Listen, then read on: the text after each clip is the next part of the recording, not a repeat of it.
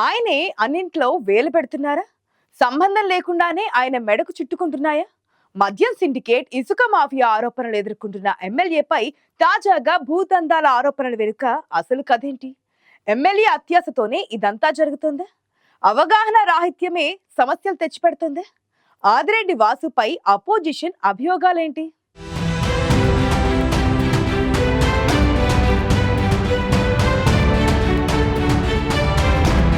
కోరి కొని తెచ్చుకుంటున్నారో అనుకోకుండా అవే ఆయన మెడకు చుట్టుకుంటున్నాయో గాని వివాదాలకు కేంద్ర బిందువు అవుతున్నారు రాజమండ్రి సిటీ ఎమ్మెల్యే ఆదిరెడ్డి వాసు. రాజకీయంగా బలపడే ప్రయత్నంలో ఆయన సెల్ఫ్ గోల్ చేసుకుంటున్నారనేది రాజమహేంద్రవరంలో టాక్.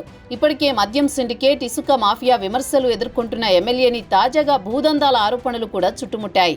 రాజమండ్రి దేవీ చౌక్ సమీపంలో ఉన్న గౌతమి సూపర్ బజార్కి సంబంధించిన 300 గజాల స్థలం లీజు వ్యవహారంలో గతంలో వైసీపీ నేతలు 5 కోట్ల రూపాయలు అక్రమార్జనకు పాల్పడ్డారని ఎమ్మెల్యే ఆదిరెడ్డి వాసు ఆరోపణలు చేశారు. అక్రమ లీజును రద్దు చేసి అవినీతికి పాల్పడిన వైసీపీ నేతలను జైలుకు పంపుతానని శపథం చేశారు.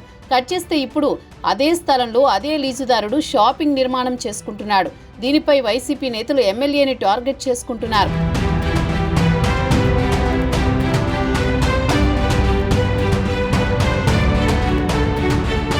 రాజమండ్రిలోని పందిరి మహాదేవుడు సత్రానికి సంబంధించి దేవాదాయ శాఖ అధీనంలో ఏవి అప్పారావు రోడ్లో ఉన్న కోట్ల రూపాయల విలువైన భూములను లీజు పేరుతో కొట్టేయాలని గత వైసీపీ ప్రభుత్వంలో కొందరు ప్రయత్నించారు.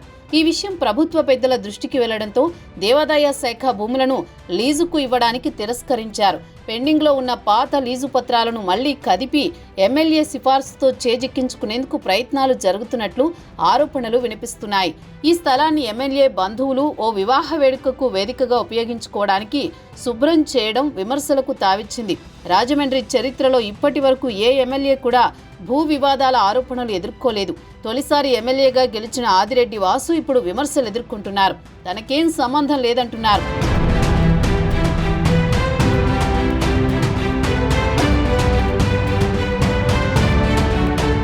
చారిత్రక రాజమండ్రి సిటీలో కనీ విని ఎరుగని విధంగా 71,000 మెజారిటీతో గెలిచారు ఆదిరెడ్డి వాసు. ప్రతిపక్షాలు ఈవీఎం ఎమ్మెల్యే అంటూ ఎగతాళి చేసినా కాదు, ఇదంతా నా అడ్డా అని నిరూపించుకోవడానికి చేస్తున్న ప్రయత్నాల్లో వివాదాలు కొని తెచ్చుకుంటున్నారు. ఆదిరెడ్డిది రాజకీయ కుటుంబం. తండ్రి ఆదిరెడ్డి అప్పారావు ఎమ్మెల్సీగా, తల్లి వీరరాఘవమ్మ మేయర్గా, భార్య భవానీ ఎమ్మెల్యేగా పనిచేశారు. కుటుంబంలో మిగిలిన ఆదిరెడ్డి వాసు 2024 ఎన్నికల్లో తొలిసారి ఎమ్మెల్యేగా అయ్యారు. తండ్రి అప్పారావు వైసీపీ నుంచి ఎమ్మెల్సీ పదవి పొందారు. మిగిలిన ముగ్గురు టీడీపీలోనే పదవులు దక్కించుకున్నారు.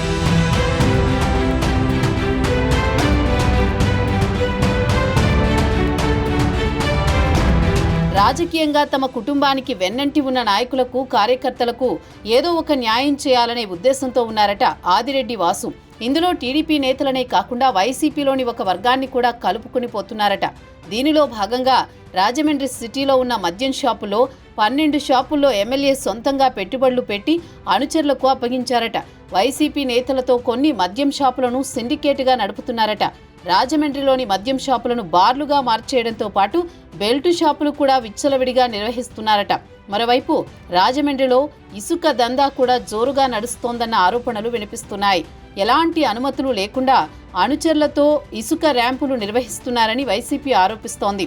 ఉచిత ఇసుక ఎమ్మెల్యే అనుచరులకు ఆదాయ వనరులుగా మారిందని ఆరోపణలు వినిపిస్తున్నాయి.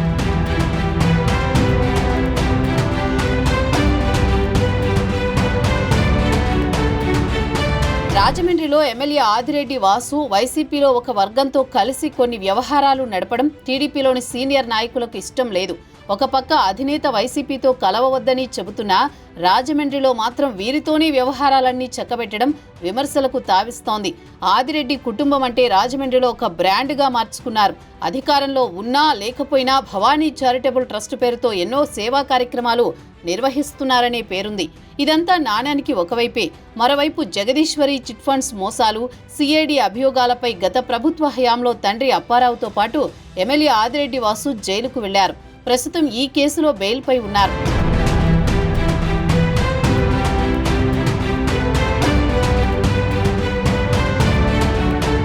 రాజమండ్రి సిటీ ఎమ్మెల్యే ఆదిరెడ్డి వాసుపై వస్తున్న ఆరోపణలు ఇప్పటికే అధిష్టానం దృష్టికి వెళ్లాయి. నిఘా నీడలా వెంటాడుతున్న తరుణంలో వాసు తన తీరు మార్చుకుంటారా? ఇలాగే కొనసాగితే అధిష్టాన జోక్యం ఎలా ఉండబోతోందో చూడాలి.